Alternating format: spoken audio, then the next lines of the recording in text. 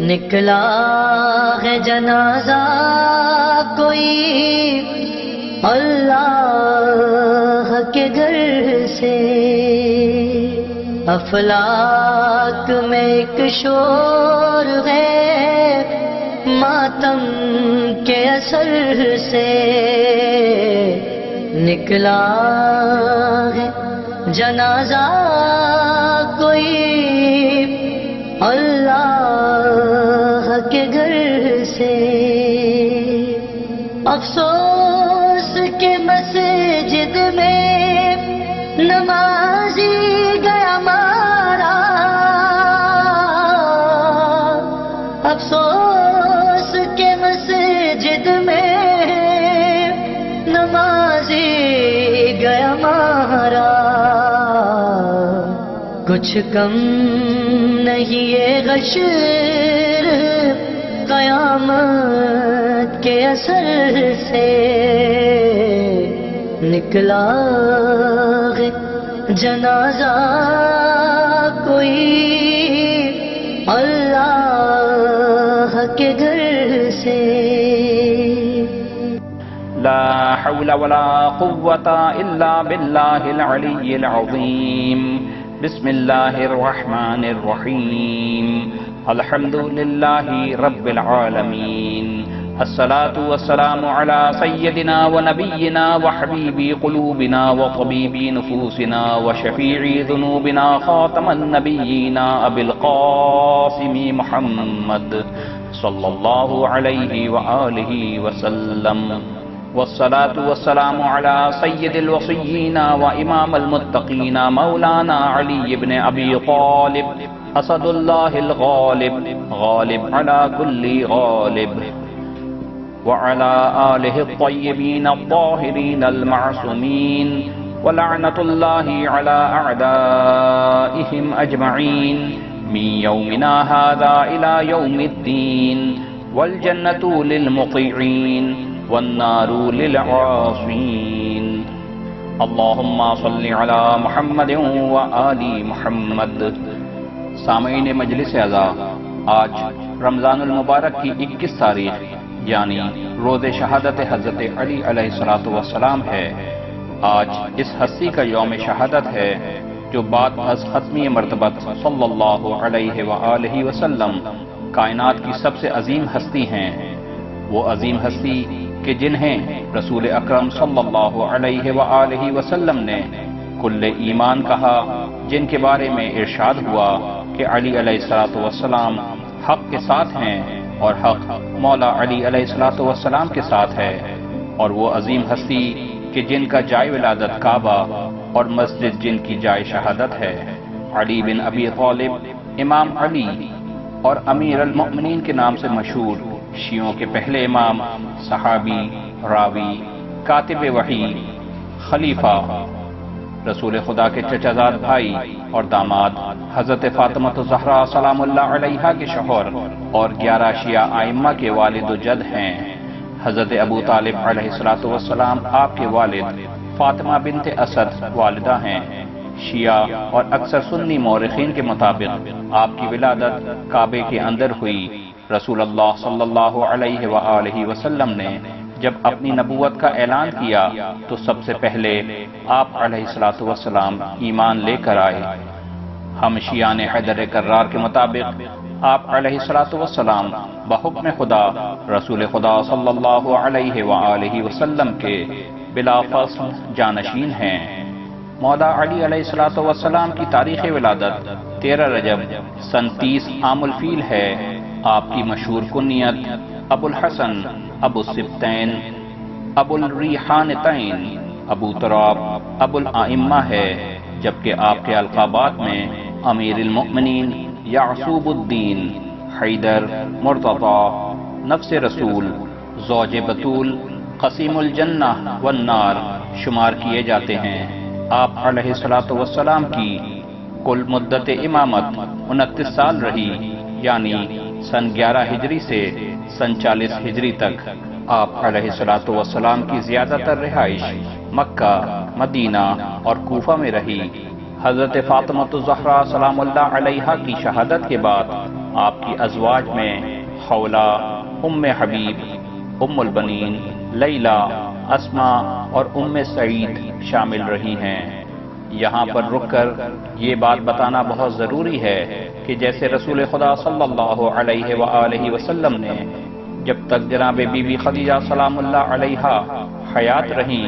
آپ صلی اللہ علیہ وآلہ وسلم نے ان کی زندگی میں کوئی دوسرا عقد نہیں کیا، اسی طرح مولا علی علیہ السلام نے بی بی فاطمہ الزہرا سلام اللہ علیہا جب تک حیات رہیں، آپ نے بھی ان کی موجودگی میں کوئی دوسرا عقد نہیں کیا۔ یہاں یہ اضافی بات بتانا اس لیے بھی ضروری سمجھا کہ بہت کم لوگ رسول اللہ صلی اللہ علیہ وآلہ وسلم اور حضرت علی علیہ السلام کے درمیان اس مشترک چیز سے واقف ہیں۔ امام علی علیہ السلام کی اولاد میں امام حسن، امام حسین، جناب زینب سلام اللہ علیہا، جناب ام کلثوم سلام اللہ علیہا، محسن، عباس، عمر، رقیہ، جعفر، عثمان، عبداللہ، محمد اصغر، عبید اللہ، یحییٰ، ام الحسن، رملہ، نفیسہ، ام ہانی اور دیگر بھی شامل ہیں۔ آپ علیہ السلام نے دنیاوی حساب سے کل عمر مبارک 63 سال پائی اور آپ کی شہادت 21 رمضان المبارک سن 40 ہجری میں قرار پائی۔ آپ علیہ السلام کے جسم اطہر کو نجف اشرف عراق میں سپرد خاک کیا گیا۔ مولا علی علیہ السلام وہ عظیم ہستی ہیں کہ جب 19 رمضان المبارک کو لعین ابن ملجم کی تلوار چلی اور حالت سجدہ میں تلوار کا زخم کھانے کے بعد علی علیہ السلام کا لہو سے تر پرنور چہرہ سجدہ خالق سے اٹھا تو دنیا حیران رہ گئی کہ اس موقع پر جب انسان درد و کرب سے کرراہ رہا ہوتا ہے، علی علیہ السلام مسکرا رہے تھے اور فرما رہے تھے کہ رب کعبہ کی قسم آج علی کامیاب ہو گیا۔ اس سے قبل دنیا کسی کو قتل کرنا ہی کامیابی سمجھتی تھی، لیکن علی علیہ السلام نے بتایا کہ راہ حق میں جان دینا ہی اصل کامیابی ہے۔ آپ علی علیہ السلام کی مظلومیت دیکھیے کہ دشمن انسانیت اور دشمن دین نے آپ علیہ السلام کے جسم اقدس پر تلوار کا وار تو کیا ہی تھا، لیکن یہ دشمن زندگی بھر بھی آپ علیہ السلام کی روح اقدس پر ظلم و ستم کے وار کرتے رہے اور بالآخر مسلمانوں کی دستگیری، یتیموں کی سرپرستی، معاشرے کے کچلے ہوئے لوگوں کی خبر گیری اور حق و صداقت کی پاسداری آپ علیہ السلام کی شہادت کا سبب بنی۔ کسی دانشور نے بالکل صحیح کہا ہے کہ اگر زندوں کو بھی شہید کہا جا سکے تو علی علیہ السلام اپنی زندگی میں ہی راہ حق و صداقت کے شہید تھے۔ اب آپ علی علیہ السلام کی کامیابی دیکھیے کہ منافقین اسلام کے بدترین مظالم اور پروپیگنڈے کے باوجود مولا علی علیہ السلام کے پیروکار آپ علیہ السلام کے عشق میں اپنی زبانوں کو کٹوانے، اپنے جسموں کو سولی پر چڑھانے، اپنے سروں کو تن سے جدا کرانے اور اپنے جسموں کو گولیوں سے چھلنی کرانے کو بھی اپنی زندگی کی معراج سمجھتے ہیں۔ میں یہاں ایک بات عرض کرنا چاہوں گا اور وہ یہ کہ علی علیہ السلام کے کاروان عشق میں صرف کسی ایک خاص مکتب یا گروہ کے افراد شامل نہیں ہیں، بلکہ آپ علیہ السلام کی ذات مقدسہ وہ پرنور ذات مقدسہ ہے کہ جو ہر صاحب ضمیر شخص کے دلوں کو منور کیے ہوئے ہے۔ یہی وجہ ہے کہ جب لبنان کا ایک عیسائی مورخ آپ علیہ السلام کی معرفت کا حامل ہوا تو اس نے علی علیہ السلام کے عدل و انصاف پر 450 صفحات پر مشتمل ایک کتاب لکھ ڈالی، اور جب وہ اپنے لکھے ہوئے مسودے کو لے کر اپنے چرچ کے پادری کے پاس گیا تو اس نے یہ مسودہ پڑھ کر اس عیسائی مورخ جارج جرداق کو یہ کہتے ہوئے رقم سے بھری ہوئی ایک تھیلی دی کہ ہم عیسائیوں پر علی علیہ السلام کا ایک احسان ہے، اور وہ یہ کہ جب علی علیہ السلام تخت خلافت پر بیٹھے تو اعلان کیا کہ آج سے ہر مکتب اور ہر مسلک کے لوگوں کو اپنے فقہوں پر عمل کرنے کی اجازت ہے۔ تو میں چاہتا ہوں کہ اس بزرگ ہستی کے بارے میں کتاب کی طباعت میں معاون بن کر علی علیہ السلام کے احسان کا کچھ بدلہ اتار سکوں۔ سامعین مجلس اعزاں، یوں تو لاکھوں نہیں بلکہ کروڑوں کتابیں اور تقریریں ضبط تحریر میں لائی جا چکی ہیں، لیکن ایران کے عظیم مفکر ڈاکٹر علی شریعتی کہتے ہیں کہ اگر کسی کو علی علیہ السلام کا تعارف حاصل کرنا ہو تو یہ کام مولا علی علیہ السلام کا یہ عاشق جارج جرداق انجام دے گا۔ اور جب آپ جرداق کی کتاب وائس آف ہیومن جسٹس یا اس کا اردو ترجمہ پڑھیں گے تو آپ کو اندازہ ہوگا کہ عشق علی علیہ السلام کے سمندر میں غوطہ زن مولا علی علیہ السلام کا یہ سپاہی کس طرح آپ کو حضرت علی علیہ السلام کی حیات مبارکہ کے گوہر نایاب سمیٹ کر دے رہا ہے۔ اسی لیے ہمیں فخر ہے کہ ہمارے رہبروں کی تابندہ تاریخ ہماری رہنمائی اور آرزوؤں کی سرچشمہ ہے، ایسا سرچشمہ جو کبھی خشک نہیں ہوگا، اور ایسا سرچشمہ جو کیسے ہی حالات ہوں ہمیں نا امید نہیں ہونے دیتا۔ اسی لیے نمائندگان الہی کے تذکرے صرف قصے کہانیاں نہیں بلکہ یہ تذکرے مردہ دلوں کو تازگی اور زندگی عطا کرتے ہیں۔ آئیے دنیا سے پوچھتے ہیں کہ اے دنیا بتا، کیا تو نے ایسا سپہ سالار دیکھا ہے کہ جو تمام تر طاقت و قوت رکھنے کے باوجود دشمن کے لیے اتنا نرم روشہ رکھتا ہو کہ اپنے فوجیوں سے کہے کہ خبردار، جب تک دشمن لڑائی شروع نہ کرے تم جنگ شروع کرنے میں پہل نہ کرنا، دشمن میدان جنگ سے راہ فرار اختیار کرے تو اسے قتل نہ کرنا اور عورتوں اور بچوں پر تلوار نہ اٹھانا،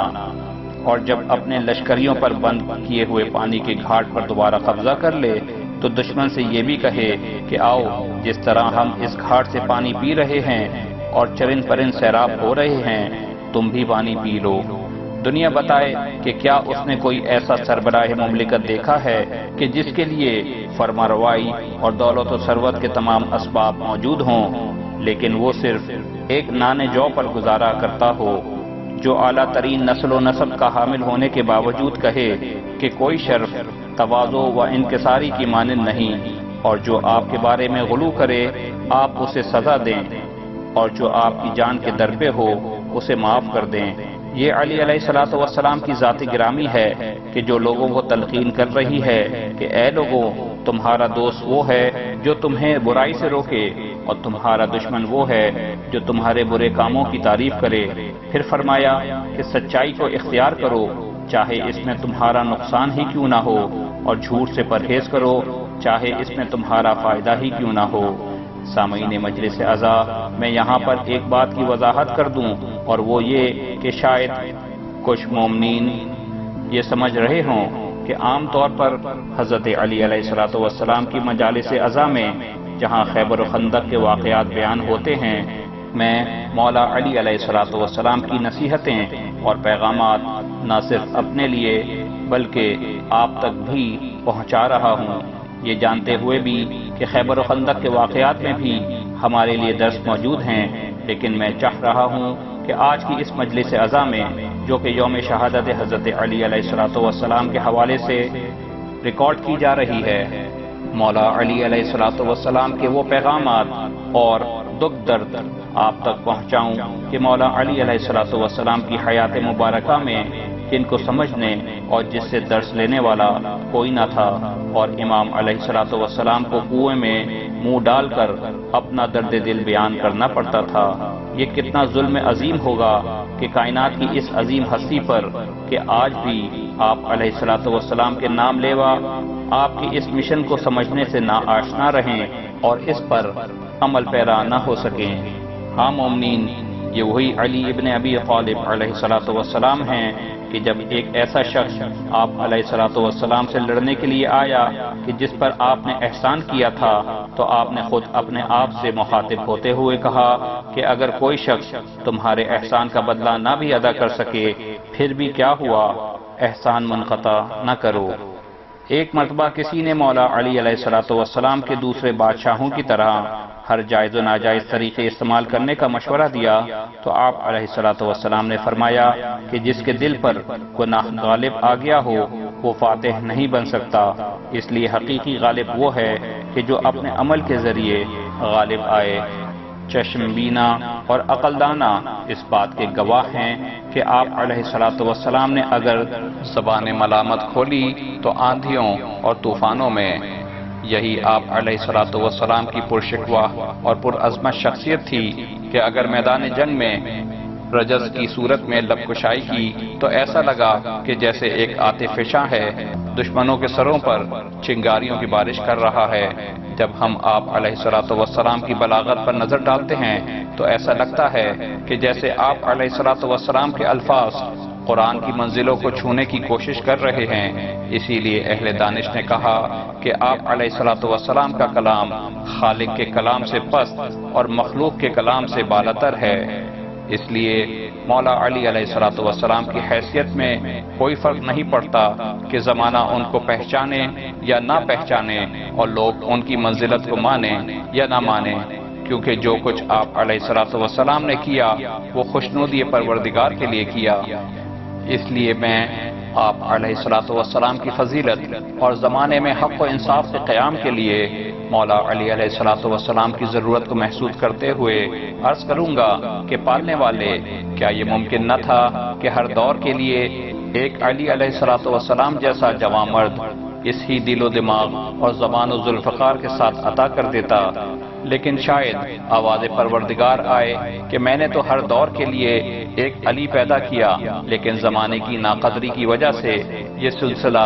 11ویں علی پر جا کر رک گیا، اور پھر 12ویں علی کو پیدا کر کے یہ شرط لگا دی کہ جب تک تم اس قابل نہ ہوگے کہ حق و صداقت کی راہوں کو اختیار کرو،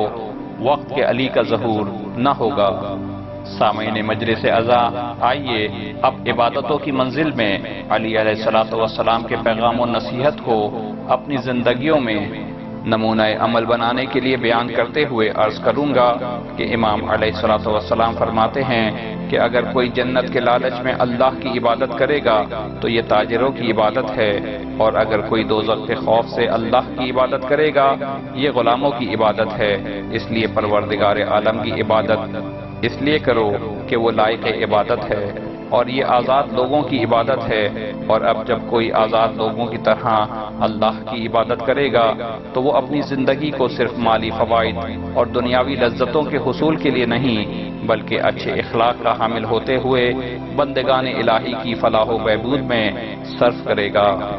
اسی لیے آپ حضرت علی علیہ الصلوۃ والسلام کا طرز زندگی دیکھیے کہ سربراہ مملکت ہوتے ہوئے بھی اس محل میں رہنے سے انکار کر دیا جو ملک کے سربراہ کے لیے بنایا گیا تھا، اور پوری زندگی ایسی بود و باش رکھی کہ کوئی ایک فرد بھی یہ نہ کہہ سکے کہ میں بھوکا تھا اور علی پیٹ بھرے تھے۔ اسی لیے آپ علیہ الصلوۃ والسلام کا یہ فرمان آپ علیہ الصلوۃ والسلام کی زندگی کی عکاسی کرتا ہے کہ جہاں آپ نے ارشاد فرمایا کہ کیا میں اسی پر اکتفا کر لوں کہ لوگ مجھے امیر المؤمنین کہیں اور ان کے مصائب میں ان کا شریک نہ رہوں۔ سامعین مجلس عزا، دراصل دنیا سے بے اعتنائی ہی آپ علیہ الصلوۃ والسلام کی شجاعت اور مردانگی سے مربوط تھی۔ بعض لوگ یہ سمجھتے ہیں کہ یہ دو چیزیں الگ الگ ہیں، لیکن ایسا نہیں ہے، بلکہ حقیقت یہ ہے کہ آپ علیہ الصلوۃ والسلام کی شجاعت اور مردانگی آپ کی روح کی بزرگی اور بلند مقاصد کی راہ میں کوششوں کا نام ہے۔ اسی لیے شب ہجرت بستر رسول صلی اللہ علیہ وآلہ وسلم پر کافروں کی تلواروں کے درمیان سونا ہو یا میدان جنگ میں داد شجاعت پانا ہو، یہ سب اسی ہی نظریے سے مربوط ہے۔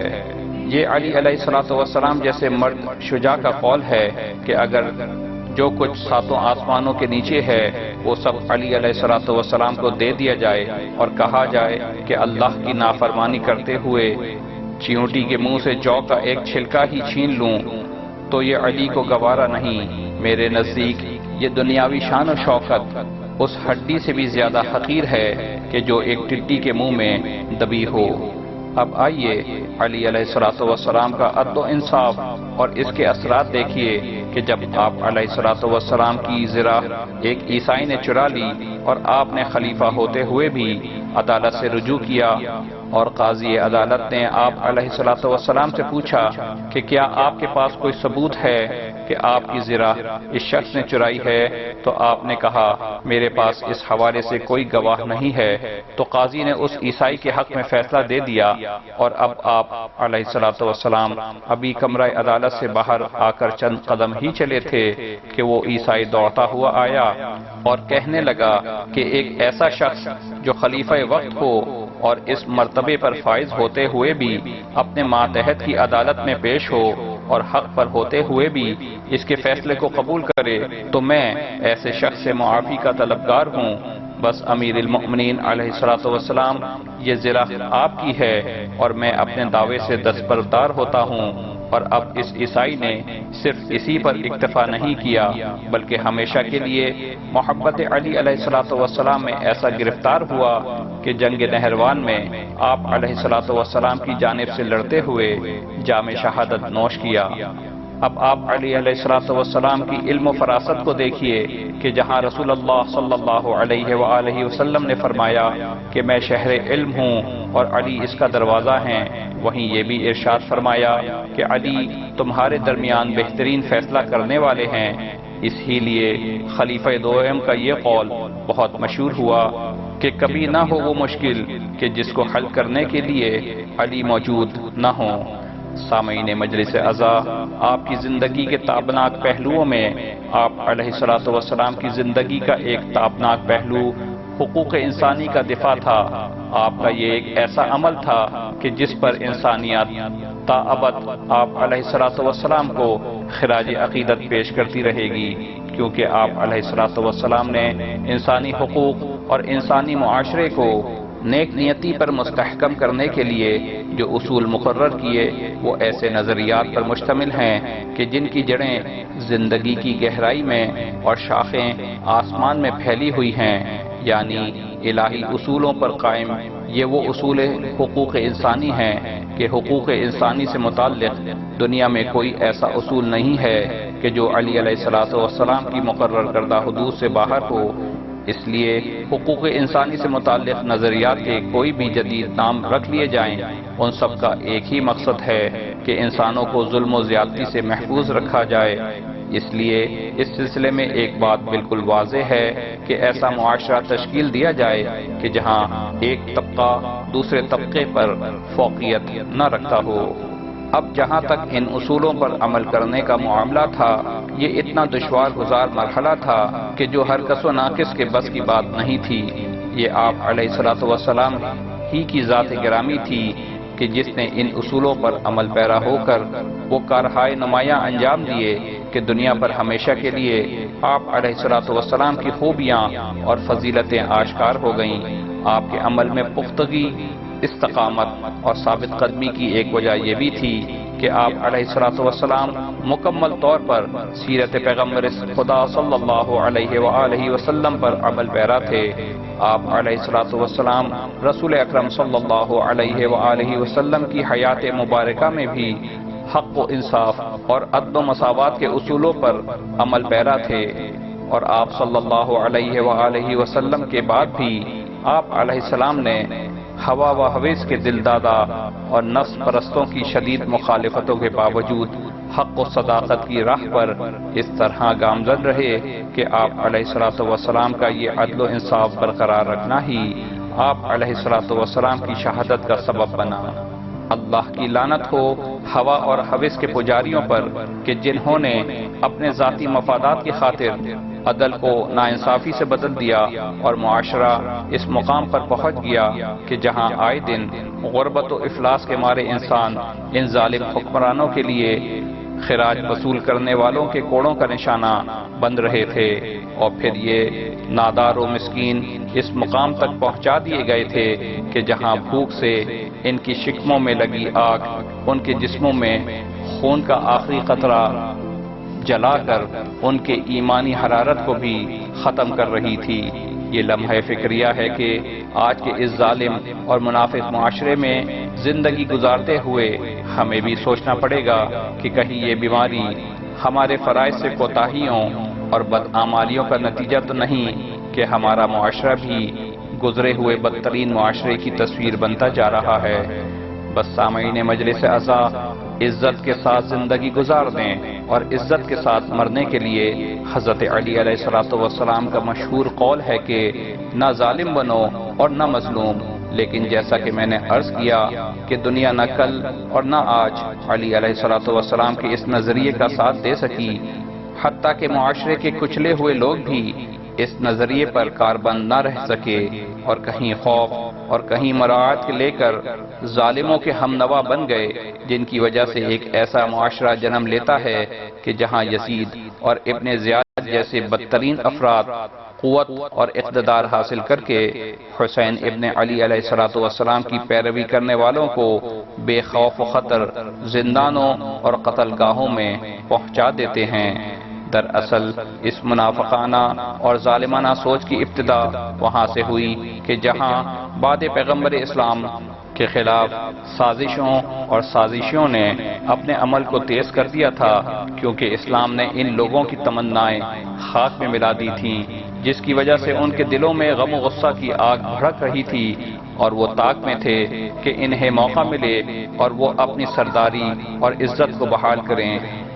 اس سلسلے میں ان کے پاس اس کے سوا کوئی چارہ نہیں تھا کہ وہ دنیاوی ریاست اور دینوی ریاست کو ایک دوسرے میں سمو دیں۔ بدقسمتی سے کچھ نفس پرستوں کی وجہ سے انہیں یہ موقع میسر آ گیا اور اس طرح اسلام کا وہ کلاوہ جو بطور مجبوری انہوں نے گلے میں ڈال رکھا تھا اس کو انہوں نے اتار ڈالا اور پھر اسلام کے دفاع کے لیے واحد اہل بیت علیہ السلام کا گھرانہ رہ گیا کہ جو دین کی خاطر قربانیاں دیتا رہا، لیکن اب بھی ان ظالموں کی اولادیں پیروکاران اہل بیت علیہ السلام کے خلاف عمل پیرا ہیں۔ سامعین مجلس عزا، بس میں ایک مرتبہ پھر سیرت علی علیہ السلام سے اخذ شدہ پیغام کو آگے بڑھاتے ہوئے اور امام حسین علیہ السلام کے ایک عظیم قول کو پیش کرتے ہوئے کہ جہاں آپ علیہ السلام نے ارشاد فرمایا کہ ظلم کے خلاف جتنی دیر سے اٹھو گے اتنی ہی زیادہ قربانیاں دینی پڑیں گی، سیرت انصارانہ بنی ہاشم بیان کروں گا تاکہ ہم دیکھ سکیں کہ ہماری طرح کے عام افراد نے کس طرح صحیح معنوں میں معرفت اہل بیت حاصل کرتے ہوئے بلند و عظیم درجات حاصل کیے۔ تو اس سلسلے میں جب ہم انصاران باوفا کی تاریخ کا مطالعہ کرتے ہیں تو ہم دیکھتے ہیں کہ ان کی حیات میں جو چیزیں سب سے زیادہ ممتاز نظر آتی ہیں وہ ان کا مظلوموں سے حمایت کا جذبہ ہے، اور ان کا یہ پاک و پاکیزہ جذبہ ہی ان کے عشق اہل بیت کا سبب بنا۔ حالانکہ ان انصاران باوفا کی تعداد کم تھی، لیکن اگر مخلص اور جذبہ صادق رکھنے والے افراد کم بھی ہوں تو یہ کمی عیب نہیں کہلاتی۔ یہی وجہ ہے کہ یہ کم تعداد رکھنے والے افراد ہی معاشرے پر ایسے نقوش چھوڑ جاتے ہیں کہ جن کی تابندگی کبھی کم نہیں ہوتی اور وہ ہر آنے والی نسل کے لیے مشعل راہ بنتے رہتے ہیں۔ ہماری خوش قسمتی ہے کہ ہماری موجودہ صدی اور ہمارا مستقبل ایسے درخشاں ستاروں سے مالا مال ہے جس کی جھلک ہم انقلابی اسلامی ایران اور حزب اللہ میں دیکھتے ہیں، اور پھر حال ہی میں شام اور عراق میں جانثاران اسلام کے شجاعانہ کارناموں نے جانثاران اہل بیت کی یاد تازہ کر دی، اور یہ سب کچھ ان کی صحیح معنوں میں معرفت اہل بیت اور ان کی روح کی پاکیزگی کے سبب انجام پایا، اور یہ صحیح معنوں میں معرفت اہل بیت اور جانثاران اہل بیت کی روح کی پاکیزگی ہی تھی کہ حاکم شام اپنی تمام تر طاقت، قوت اور حکومت رکھنے کے باوجود عاشقان علی علیہ السلام سے علی کے خلاف ایک لفظ بھی نہ کہلوا سکا۔ آپ جناب میثم تمار، جناب حجر بن عدی، جناب کمیت ابن کمیت یا جناب کمیت ابن کمیت اور جناب مختار ثقفی جیسے سرفروشوں کے کارناموں سے ہی بخوبی واقف ہیں۔ میں یہاں پر جناب حجر بن عدی کے والد جناب عدی بن حاتم طائی کا ایک واقعہ بیان کروں گا کہ جہاں شام کے حاکم نے ان کو دربار میں بلا کر کہا کہ حضرت علی علیہ السلام کی شان اقدس کے خلاف کچھ کہو۔ جناب عدی بن حاتم نے ایسا کرنے سے منع کیا تو اس نے ایک نفسیاتی حربہ استعمال کرتے ہوئے کہا کہ عدی، مجھے تعجب ہے تم پر کہ تم اس علی سے محبت کرتے ہو کہ جس کی خاطر جنگ کرتے ہوئے تمہارے بیٹے قتل ہو گئے، لیکن علی کے بیٹے حسن اور حسین زندہ رہے۔ جناب عدی نے یہ سنا تو کہا کہ تو غلط کہتا ہے، جبکہ حقیقت یہ ہے کہ میں نے علی علیہ السلام کے ساتھ انصاف نہیں کیا کہ میں زندہ رہا اور علی علیہ السلام شہید ہو گئے۔ اور اب جب حاکم شام نے دھمکی آمیز لہجہ استعمال کیا تو جناب عدی نے کہا کہ اللہ گواہ ہے کہ ہمارے وہ دل جن میں ہم نے تمہیں دشمن رکھا اب تک ہمارے سینوں میں ہیں، وہ تلواریں جن سے ہم نے تم سے جنگ کی اب تک ہمارے کاندھوں پر ہیں۔ اگر تم ایک انگلی بھی ہماری جانب بڑھاؤ گے تو ہم ایک بالش تم پر چڑھ دوڑیں گے۔ ہمارا گلا کٹ جانا اور ہمارا سینہ کچلا جانا ہمارے لیے آسان ہے بنسبت اس کے کہ ہم علی علیہ السلام کی برائی کریں۔ سامعین مجلس اعزا، جناب عدی نے شجاعانہ الفاظ کسی گھر، کسی گلی یا کوچے میں ادا نہیں کیے، بلکہ یہ الفاظ اس ظالم اور جابر حکمران کے سامنے کہے کہ جہاں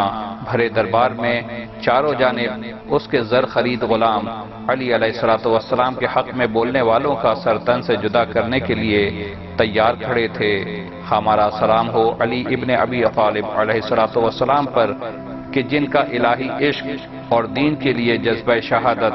قیامت تک اپنے پیروکاروں کو بستر مرگ پر ایڑیاں رگڑ رگڑ مرنے کے بجائے میدان عمل میں خون کا نذرانہ پیش کرنے کا درس دیتا رہے گا۔ اسی لیے کسی شاعر نے کیا خوب کہا ہے کہ یہاں دست و پا کٹیں گے، یہاں جان پر بنے گی، یہ محبت علی ہے، کوئی دل لگی نہیں ہے۔ بس سامعین مجلس اعزا، دامن وقت میں گنجائش نہیں ہے اور یہ جملہ میں نے روایتاً نہیں کہا ہے بلکہ 1400 سال کا طویل عرصہ گواہ ہے کہ لاکھوں نہیں بلکہ کروڑوں اور اربوں مقررین، لکھاری، ادیب اور دانشوروں کی تحریریں ضبط تحریر میں آ چکی ہیں، لیکن ابھی بھی اس عظیم ہستی کے بحر بےکراں سے ایک قطرے کا حق ادا نہیں ہو سکا۔ آج ان علی علیہ السلام کا ہی روز شہادت ہے کہ جنہوں نے دوسروں پر اپنا مال و متاع لٹا دیا لیکن کسی سے کسی چیز کے طلبگار نہ ہوئے۔ لوگوں نے ان پر ظلم کے پہاڑ توڑ دیے لیکن کبھی ان کے دل میں انتقام کا خیال نہ آیا۔ وہ علی علیہ السلام جنہوں نے دشمن پر فتح یاب ہونے کے بعد انہیں معاف کر دیا، لیکن ان کی منافقتوں کے پروپیگنڈے نے علی علیہ السلام کو غریب اور اجنبی بنا دیا۔ علی کی مظلومیت دیکھیے کہ لوگوں کی جہالت، بے معرفتی اور لا علمی اس مقام تک پہنچ چکی تھی کہ جب آپ علیہ السلام کے سر اقدس پر لعین ابن ملجم کی تلوار کا زخم لگا اور یہ خبر حاکم شام کے دارالحکومت دمشق پہنچی تو وہاں پر لوگ ایک دوسرے سے کہہ رہے تھے کہ علی علیہ السلام مسجد میں کیوں گئے، علی کا مسجد میں کیا کام۔ آپ دیکھیے کہ یہ بے شعور لوگ یہ الفاظ اس ہستی کے بارے میں کہہ رہے ہیں کہ جو ہستی ستون کعبہ اور فقیروں کے لیے آندھیوں میں سر چھپانے کی جگہ اور کمزوروں کے لیے سیلاب کے مقابلے پر ایک مضبوط دیوار تھی، وہ بے بسوں کے لیے نقصان سے بچنے کا ذریعہ اور چلچلاتی دھوپ میں رات جیسا سایہ تھے، یہ وہی علی ابن ابی طالب علیہ السلام ہیں کہ جن کے بارے میں ان کے پیروکاروں کے ساتھ ان قریب زمانہ بھی پکار اٹھے گا کہ کوئی تلوار نہیں سوائے علی کی تلوار کے اور کوئی فاتح نہیں سوائے علی علیہ السلام کے۔ سامعین مجلس اعزا، اب شب 19 کی وہ غمناک رات آ چکی تھی کہ جہاں آسمان پر سیاہ ابر محیط تھا اور جہاں گھٹا ٹوپ اندھیرے میں بجلی کی چمک کبھی کبھی اجالا کر دیتی تھی،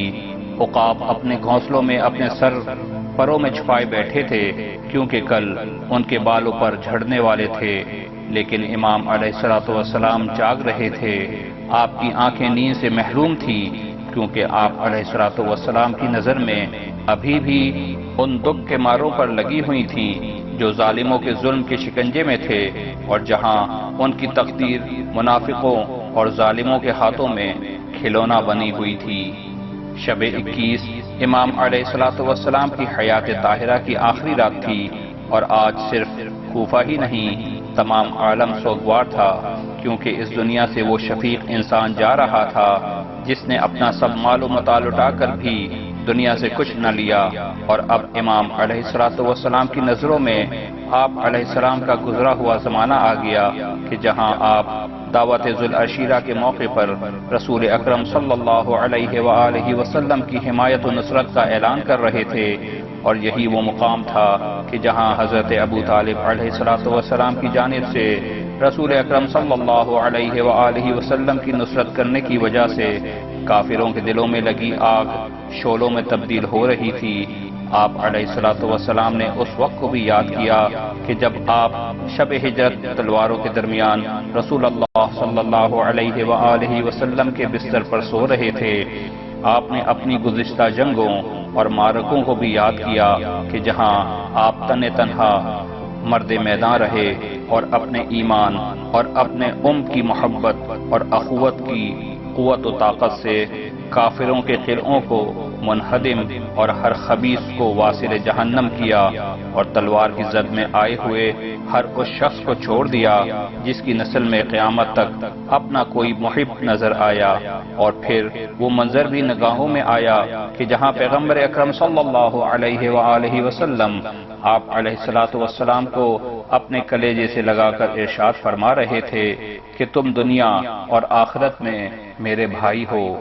آپ نے وہ وقت بھی یاد کیا جب پیغمبر اکرم صلی اللہ علیہ وآلہ وسلم آپ کے گھر آئے اور آپ سو رہے تھے تو جناب فاطمۃ الزہرا سلام اللہ علیہا نے فرمایا کہ بابا اگر آپ کہیں تو میں ابو الحسن کو نیند سے بیدار کر دوں، تو پیغمبر اکرم صلی اللہ علیہ وآلہ وسلم نے فرمایا کہ نہیں بیٹی، علی کو سونے دو، کیونکہ میرے بعد علی کو چین سے سونا نصیب نہ ہوگا۔ اس کا مطلب یہ ہے کہ علی علیہ السلام صرف آج کی شب ہی نہیں بلکہ بعد رسالت مآب صلی اللہ علیہ وآلہ وسلم ہر شب بیدار رہے۔ اور پھر آپ کی نظروں میں وہ منظر بھی آ گیا کہ جہاں رسول اکرم صلی اللہ علیہ وآلہ وسلم نے وقت رحلت آپ علیہ السلام کے چہرے اقدس پر آخری نظر ڈالی اور آنکھیں بند کر لی۔ پھر آپ علیہ السلام نے اس وقت کو بھی یاد کیا کہ جہاں جناب فاطمۃ الزہرا سلام اللہ علیہا نے کہا کہ ابو الحسن، میں نے سنا ہے کہ مدینے کے لوگوں نے آپ کو سلام کرنا چھوڑ دیا ہے، تو آپ نے کہا کہ اب تو وہ وقت بھی آ گیا ہے کہ میں سلام کرتا ہوں تو لوگ جواب بھی نہیں دیتے۔ بس مومنین، اب مظلوم امام علیہ السلام کا جنازہ جانب منزل روانہ ہوا۔ تاریخ نے یہ تو لکھا ہے کہ امام علیہ السلام کے جنازے کی شان یہ تھی کہ تابوت کو پیچھے کی جانب سے امام حسن اور امام حسین علیہ السلام نے اٹھا رکھا تھا،